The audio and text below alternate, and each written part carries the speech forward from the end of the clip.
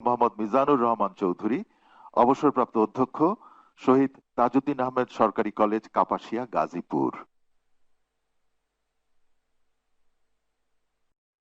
এরপরে আসবেন হুমায়রা বেগম।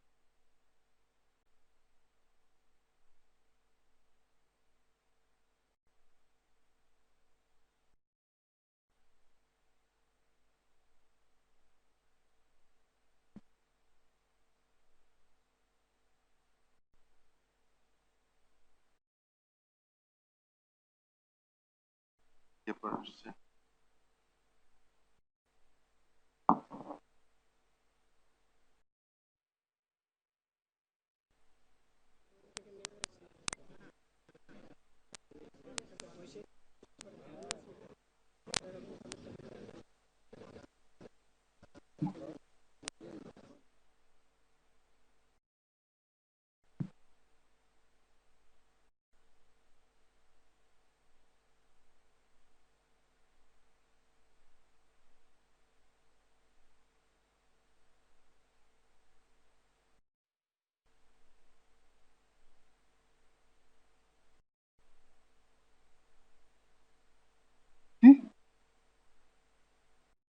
সবাইকে যার যার নিজ স্থানে অবস্থান গ্রহণ করবার জন্য বিনীত অনুরোধ করছি।